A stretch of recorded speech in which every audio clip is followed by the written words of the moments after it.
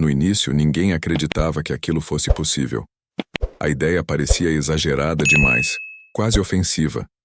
Pessoas comuns, sem histórico violento, poderiam ser convencidas a cometer um crime apenas por influência psicológica. Não por ódio, não por dinheiro, não por ameaça direta, apenas por obedecer. A maioria reagia da mesma forma quando ouvia a hipótese: comigo isso não funcionaria. E era exatamente essa certeza que tornava o experimento tão perigoso. Tudo começou como um estudo acadêmico aparentemente inofensivo. Anúncios foram publicados convidando voluntários para participar de uma pesquisa sobre comportamento humano e tomada de decisões. Nenhuma menção à violência, nenhuma menção a crime, apenas ciência, apenas colaboração. Os participantes eram pessoas comuns, professores, estudantes, trabalhadores de escritório, pais e mães de família. Gente que, fora dali, se considerava ética e responsável. Gente que se considerava incapaz de ferir outra pessoa deliberadamente. Eles entravam no prédio tranquilos, assinavam formulários, recebiam explicações claras. O ambiente era limpo, organizado, profissional. Tudo transmitia segurança. Tudo parecia legítimo. E isso não era um detalhe. Era a base de tudo. O pesquisador responsável se apresentava com postura firme, voz calma e autoridade natural. Usava jaleco, falava com confiança. Não parecia alguém errado. Pelo contrário, parecia alguém que sabia exatamente o que estava fazendo. No início, as tarefas eram simples: responder perguntas, apertar botões, tomar pequenas decisões sem consequência aparente. Nada que gerasse desconforto real, nada que despertasse suspeita. Cada etapa concluída reforçava uma sensação silenciosa. Estou ajudando. Mas aos poucos, algo mudava. As instruções começavam a exigir mais envolvimento, mais responsabilidade, mais participação ativa, sempre de forma gradual. Sempre pequena o suficiente para não provocar recusa imediata.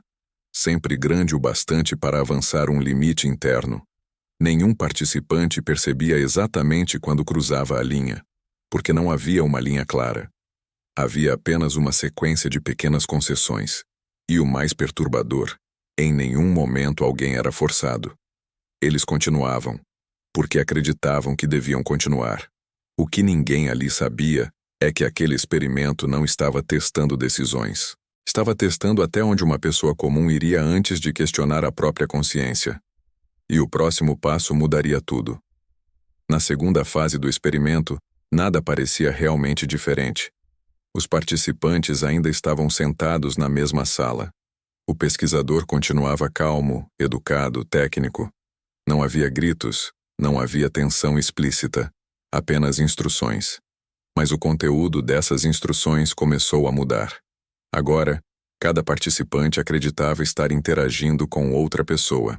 Um outro voluntário, segundo o pesquisador. Essa pessoa precisava responder a perguntas simples. A tarefa do participante era apenas aplicar pequenas penalidades quando a resposta estivesse errada. No começo, as penalidades eram simbólicas. Um leve desconforto. Algo quase irrelevante. O pesquisador reforçava que não havia risco real, que tudo estava sob controle, que aquele procedimento era comum em estudos comportamentais. E mais uma vez, ninguém questionava. A lógica era simples. Se alguém de autoridade diz que é seguro, então deve ser. Além disso, todos já haviam aceitado participar. Já haviam dado consentimento. Já estavam envolvidos demais para simplesmente se levantar e ir embora. A cada erro cometido pelo outro voluntário, a penalidade precisava ser aumentada. Um nível acima do anterior. Sempre um pouco mais intensa. Sempre anunciada como necessária para o andamento do estudo. Alguns participantes começaram a hesitar. Perguntavam se aquilo era mesmo necessário. O pesquisador respondia com frases neutras, quase automáticas. O experimento exige que você continue. É importante para a validade dos dados. Você não é responsável pelos efeitos. Essas frases tinham um efeito curioso. Elas não pressionavam. Elas aliviavam. transferiam a responsabilidade, retiravam o peso moral da decisão individual. Pouco a pouco, algo perigoso acontecia dentro da mente dos participantes. Eles deixavam de pensar, eu estou fazendo isso, e passavam a pensar, isso está sendo feito através de mim. Quando o outro voluntário começou a demonstrar desconforto, gemidos, reclamações, pedidos para parar, alguns participantes riram nervosamente. Outros ficaram em silêncio. Outros pediram orientação. Quase todos continuaram. Não porque gostavam do que estavam fazendo, mas porque parar agora significaria admitir que tudo até ali tinha sido errado. E isso era difícil demais de aceitar. O experimento não avançava à força. Ele avançava pela inércia moral. Cada nova etapa tornava a anterior menos grave. Afinal, se você já fez aquilo, por que parar agora? E foi nesse ponto que os participantes cruzaram o primeiro limite real, sem perceber, sem decidir conscientemente, sem imaginar até onde isso os levaria. O próximo estágio não traria apenas desconforto, traria algo muito mais difícil de justificar. Na terceira fase, o experimento deixou de ser apenas desconfortável. Agora, ele começava a tocar algo mais profundo, a noção de certo e errado. O outro voluntário já não apenas reclamava. Ele demonstrava dor, pedia para parar, questionava por que aquilo estava acontecendo. Em alguns momentos gritava. O som atravessava a parede e preenchia a sala com uma tensão difícil de ignorar. Os participantes reagiam de formas diferentes. Alguns suavam, outros desviavam o olhar, alguns riam de nervoso. Mas quase todos faziam a mesma coisa no final. Seguiam a instrução. Quando alguém hesitava por mais tempo, o pesquisador se aproximava calmamente e repetia, com a mesma voz neutra: é essencial que você continue. Não há dano permanente. O experimento depende disso. Não havia ameaça, não havia punição. Apenas uma autoridade dizendo que aquilo precisava acontecer. Nesse ponto, muitos participantes já percebiam que estavam ultrapassando um limite. Alguns diziam claramente que aquilo parecia errado, que não se sentiam bem, que queriam parar. Mas a resposta era sempre a mesma. O estudo exige que você continue. E então, vinha o momento decisivo. Parar significaria assumir algo doloroso, que eles haviam machucado alguém sem necessidade. Continuar, paradoxalmente, parecia mais fácil. Continuar permitia acreditar que tudo aquilo tinha um propósito maior, científico, racional, justificável. Foi assim que algo perturbador aconteceu. As pessoas começaram a obedecer não apesar da culpa, mas para escapar dela. Quanto mais avançavam, mais difícil se tornava voltar atrás. Cada nova ação reescrevia mentalmente a anterior. O que antes parecia inaceitável, agora parecia apenas parte do processo. Alguns participantes perguntavam se o outro estava bem. O pesquisador respondia que ele havia concordado com o estudo, que tudo estava sob controle, que qualquer desconforto era temporário. E essa palavra fazia toda a diferença. Porque se o sofrimento é temporário, então talvez não seja realmente um crime. Talvez seja apenas um efeito colateral. Nesse momento, muitos já não viam mais a pessoa do outro lado como alguém real. Ela se tornava um elemento do experimento, um dado, uma variável. E isso tornava tudo mais fácil. Mas o experimento ainda não havia chegado ao ponto mais perturbador, porque na próxima etapa, os participantes seriam levados a acreditar que haviam causado algo irreparável. Na quarta fase, o experimento entrou em um território irreversível. Agora, não se tratava mais apenas de desconforto ou dor momentânea. Os participantes passaram a acreditar que suas ações poderiam estar causando danos sérios e permanentes. O outro voluntário começou a implorar. Disse que tinha problemas de saúde. Disse que não aguentava mais. Em determinado momento, afirmou que não queria continuar participando. Logo depois, silêncio. Nenhuma resposta. Nenhum som. A sala ficou pesada. Alguns participantes olharam para o pesquisador esperando que ele interrompesse tudo. Mas ele permaneceu calmo, observando, anotando, como se o silêncio fosse apenas mais um dado. Quando alguém perguntou se o outro estava consciente, a resposta veio rápida e fria. Falta de resposta deve ser tratada como resposta incorreta. Era uma frase técnica, desumana, e justamente por isso, poderosa. Alguns participantes se recusaram naquele instante. Levantaram-se, disseram que não continuariam. Mas eles foram minoria. A maioria permaneceu sentada, encarando o painel à sua frente, tentando justificar o que estava prestes a fazer. O pesquisador não pressionava emocionalmente. Ele apenas lembrava: você concordou em participar. Você é responsável por concluir a tarefa. Interromper agora compromete todo o experimento. Essas palavras criavam uma armadilha mental. Não continuar significava falhar. Significava desperdiçar tudo o que já havia sido feito. Significava admitir que a própria obediência anterior havia sido errada. Então, muitos continuaram, com a mão tremendo, com a voz falhando, mas continuaram. Nesse ponto, a ideia de crime já não era abstrata. Alguns participantes verbalizaram exatamente isso. Disseram que aquilo parecia ilegal, que parecia errado demais para ser apenas um estudo. O pesquisador respondeu com a mesma tranquilidade de sempre: eu assumo toda a responsabilidade. E essa frase mudou tudo, porque se alguém assume a responsabilidade, então talvez você não seja culpado. Talvez você esteja apenas executando ordens. Talvez a decisão moral não seja mais sua. Foi nesse instante que algo fundamental se rompeu. A consciência individual foi substituída pela obediência ao sistema. O julgamento pessoal foi entregue à autoridade. E o mais perturbador, ninguém estava sendo enganado à força. Eles sabiam que aquilo parecia errado. Mesmo assim, continuavam, porque agora, parar não significava apenas proteger o outro. Significava encarar a si mesmo. E poucos estavam preparados para isso. O experimento estava prestes a revelar até onde essa lógica podia ir. Na quinta fase, o experimento já havia ultrapassado qualquer zona de conforto. Os participantes acreditavam naquele momento que o outro voluntário poderia estar gravemente ferido, ou pior. Ainda assim, o pesquisador não encerrava o estudo. Pelo contrário, agia como se tudo estivesse ocorrendo dentro do esperado. O silêncio do outro lado da parede se tornava ensurdecedor. Alguns participantes perguntavam repetidamente se havia alguém monitorando a condição da pessoa. O pesquisador respondia que não era necessário, que o protocolo estava sendo seguido, que interrupções só ocorreriam se fossem realmente indispensáveis. Esta ambiguidade mantinha todos presos à situação. Nesse ponto, algo psicológico extremamente perigoso acontecia.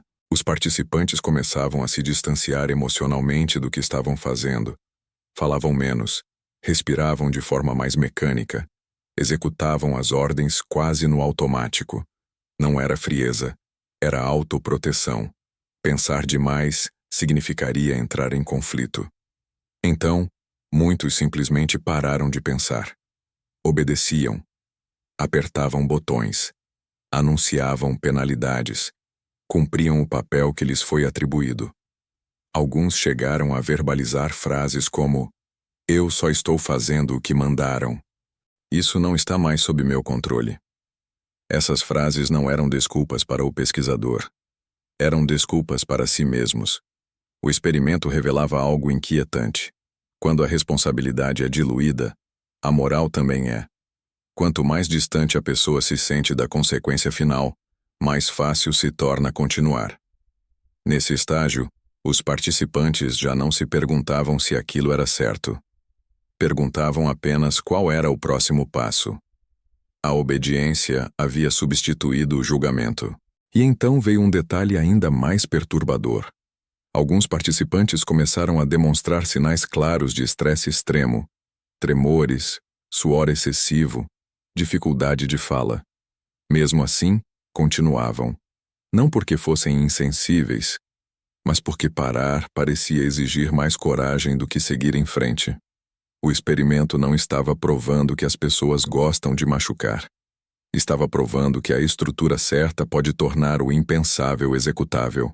E o mais assustador, a maioria dos participantes chegou muito mais longe do que eles mesmos acreditavam ser possível. Mas o estudo ainda não havia terminado, porque a próxima fase traria algo impossível de ignorar: a revelação de que, naquele ponto, eles acreditavam ter cometido algo que nenhuma justificativa científica poderia apagar. Na sexta fase, o experimento atingiu um ponto psicológico crítico. Os participantes já não estavam apenas obedecendo. Agora muitos acreditavam que o pior já havia sido feito. E essa crença mudava completamente a forma como enxergavam suas próprias ações. O silêncio do outro lado da parede continuava. Nenhuma resposta. Nenhum som. Para vários participantes, aquilo significava apenas uma coisa: algo grave havia acontecido. Talvez irreversível. Nesse momento, o pesquisador fez algo decisivo. Ele não confirmou, nem negou nada. Apenas continuou dando instruções, como se fosse um detalhe irrelevante, como se o destino do outro voluntário já estivesse selado. E essa ambiguidade foi devastadora. Quando alguém perguntava se a pessoa estava viva, a resposta vinha fria, técnica, impessoal. O experimento exige que você prossiga. Para muitos, essa frase foi interpretada como uma confirmação silenciosa de que parar agora não mudaria nada. Se algo ruim já havia acontecido, então interromper o estudo não traria alívio, apenas traria culpa. Foi assim que a lógica se inverteu. Continuar passou a parecer menos doloroso do que parar. Obedecer parecia menos cruel do que assumir responsabilidade. Os participantes começaram a agir como se estivessem presos a uma sequência inevitável. Cada nova instrução era cumprida com menos questionamentos. A obediência já não vinha da confiança na autoridade, mas da sensação de que não havia mais saída moral limpa. Alguns murmuravam para si mesmos. Outros evitavam olhar para o painel. Alguns fechavam os olhos por instantes antes de seguir adiante. Mas a maioria seguia. O experimento mostrava algo profundamente perturbador. Quando uma pessoa acredita que já cruzou um limite irreversível, ela se torna capaz de ir ainda mais longe, não por maldade, mas por desespero psicológico. Nesse estágio, ninguém ali se sentia um vilão. Sentiam-se presos, e o pesquisador sabia disso. Ele não precisava mais convencer, não precisava mais justificar. A própria mente dos participantes fazia o trabalho. A ideia de que já é tarde demais funcionava como uma prisão invisível. Foi nesse ponto que os dados começaram a ficar realmente assustadores, porque a maioria absoluta dos participantes continuou obedecendo, mesmo acreditando que poderia estar causando algo próximo de um crime grave. E o experimento estava prestes a revelar até onde essa lógica poderia ir quando levada ao extremo. Na sétima fase, o experimento já não dependia mais da autoridade do pesquisador.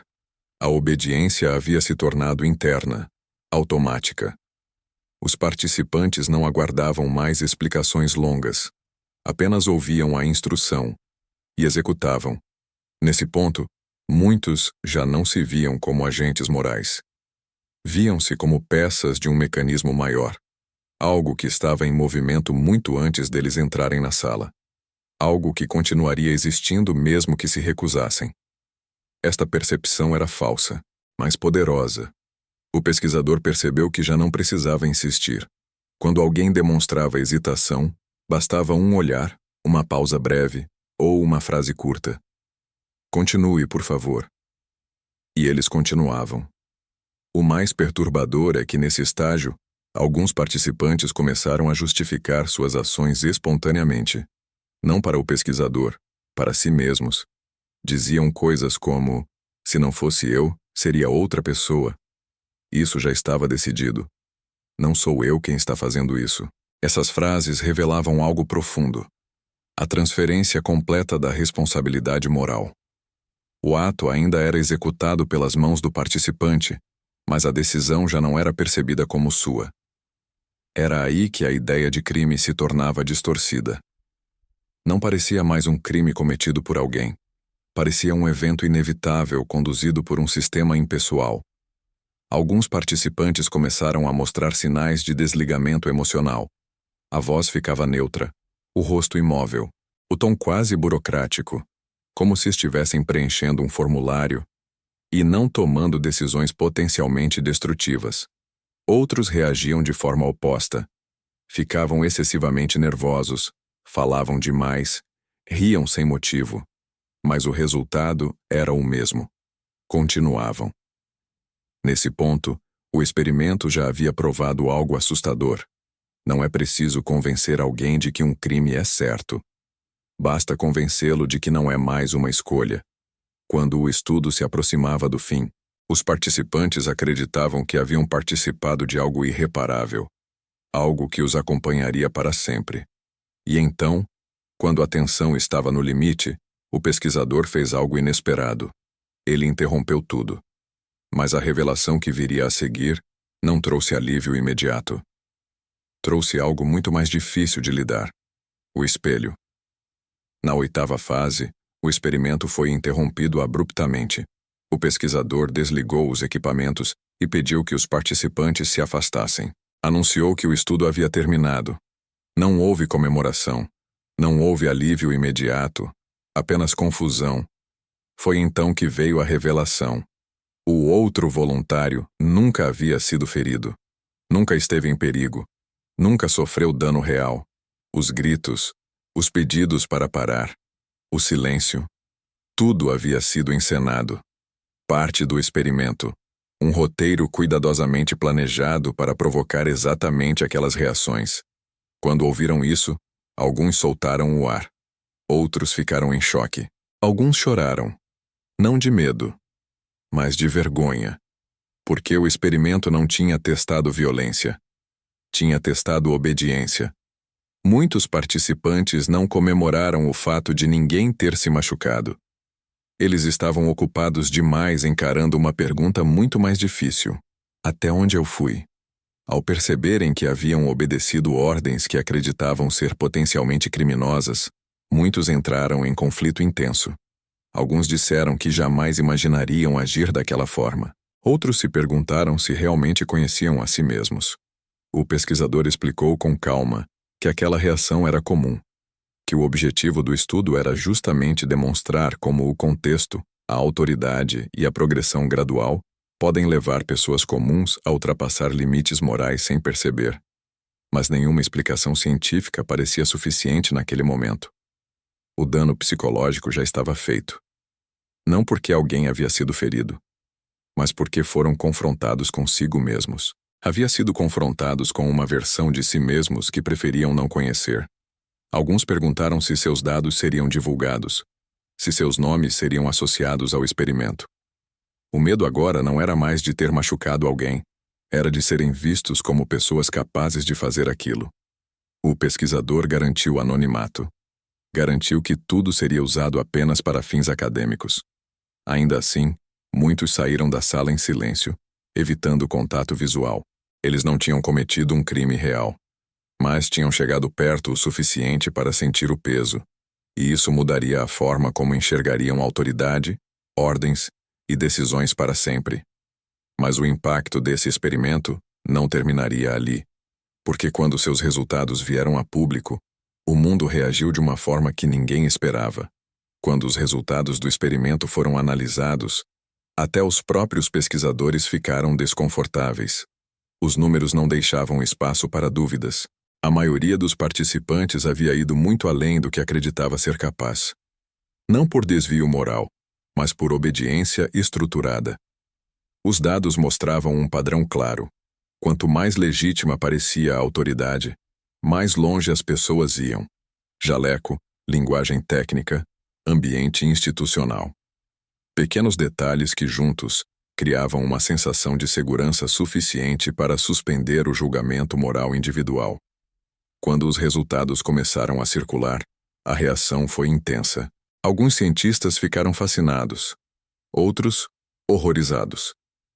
A pergunta deixou de ser: o experimento funcionou? E passou a ser: ele deveria ter sido feito? Críticas éticas surgiram rapidamente.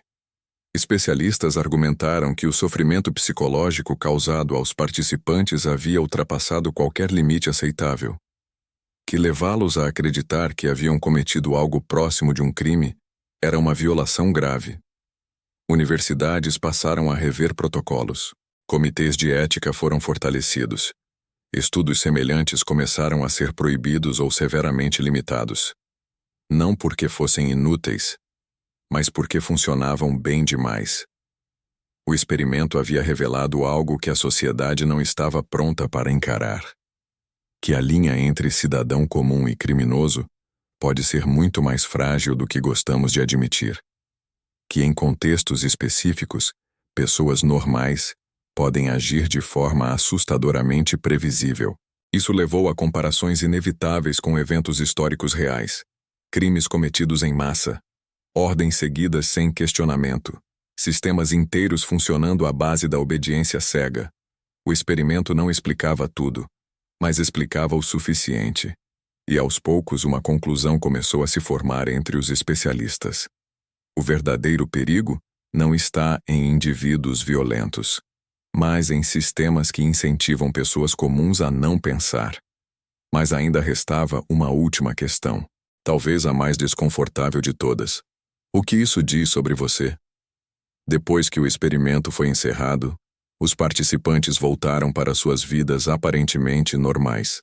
Trabalhos, famílias, rotinas. Por fora, nada havia mudado.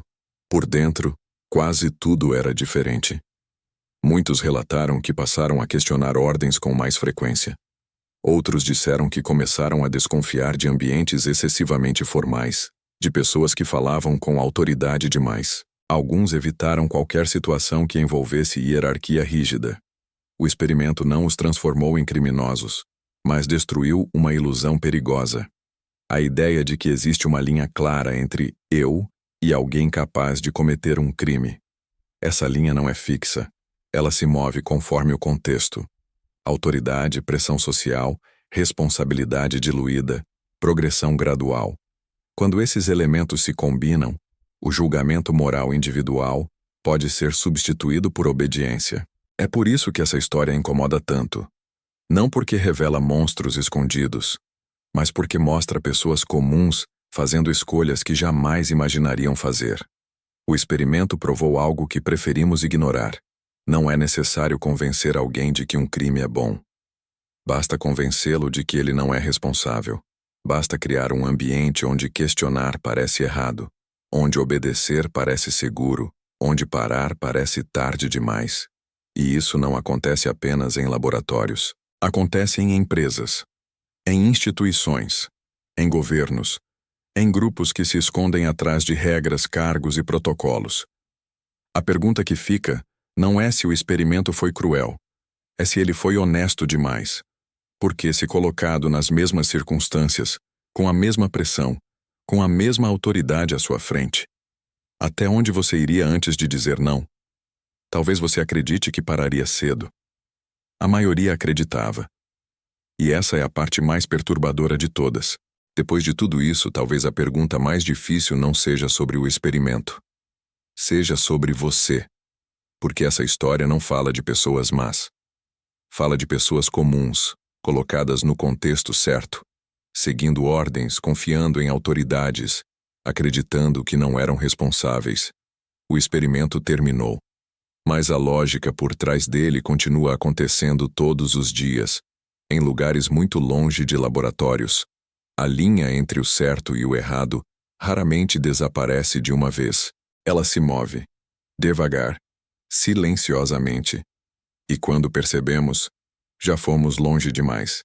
Se esse vídeo fez você refletir, questionar ou se sentir desconfortável, então ele cumpriu seu papel. Se inscreva no canal para não perder as próximas histórias. Deixe o seu like. Isso ajuda o conteúdo a chegar a mais pessoas. E compartilhe este vídeo com alguém que acredita que jamais seria influenciado a ir tão longe. Porque entender essas histórias não é sobre julgar o passado. É sobre enxergar o presente. E, principalmente, sobre reconhecer o quanto somos mais influenciáveis do que gostamos de admitir. Até o próximo vídeo.